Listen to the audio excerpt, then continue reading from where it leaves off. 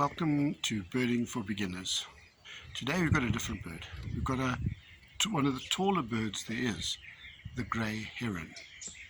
That bird is nearly a metre tall, 94 centimetres. Yeah, it's one of the taller birds there are. Taller birds than it really are the Goliath heron, some of the storks, some of the busters, not many of the busters though, and then the raptors and eagles. They are a bit taller. The weight is 1.4 kilograms or 1,400 grams. It's about the same weight as a guinea fowl. The bill is spear-like and it uses it very well for its prey. It's generally a quite wide opening in the bill so that it can swallow its prey whole. The bill is generally orange and brown, but becomes quite yellow in the breeding season. The legs too change colour in the breeding season. They generally are grey and pinkish in colour and become very much pink when the breeding season is on. The plumage is interesting. As its name surprises, it's mostly grey. Its head, over its eyes, it's black eyes, extending all the way back to behind the head, where it has plumes. These plumes aren't always present, but then on top of the head, the crown is generally white. Sometimes down the front of its neck, it has a mottled sort of colour, and this is not always present among all the herons. The wings are grey underneath, quite dark grey, and on top they've got a black sort of lining to them, the outside flight feathers. Both the male and the female are pretty much the same.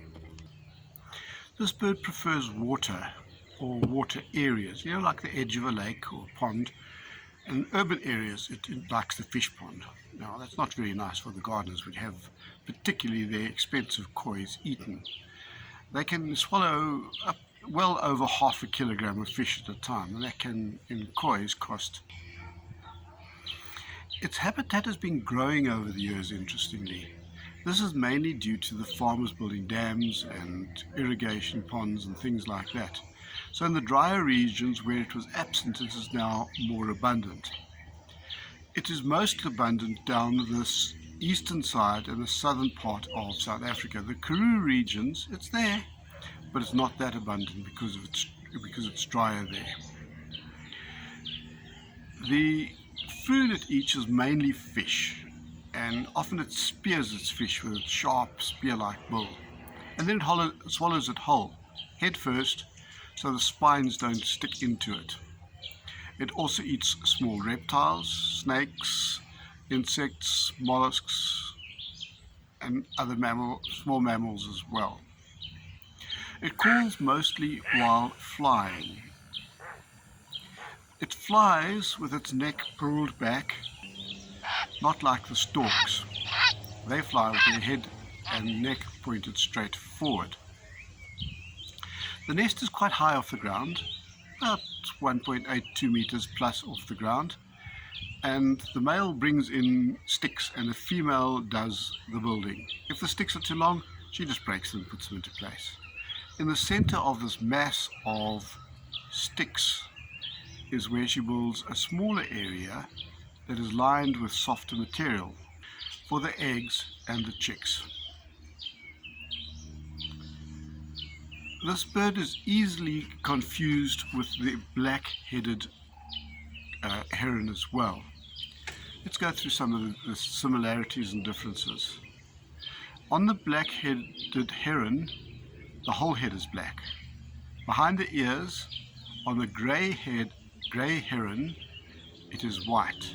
On the black-headed heron, it is black. The neck is black at the back with the black heron. If you look at the wings from underneath, you'll see that a lot of the feathers on the black-headed heron are black, with a lighter inside piece towards the front of the wing. The legs of the black-headed heron are black, and so is the beak. It is also slightly smaller than the grey heron. It prefers the drier land, and you will find it in fields where the farmer has just turned up the hay. You'll find it also further away from water. It's not the only diagnostic symptom of the two differences between the two birds, but it's a good general principle to look out for.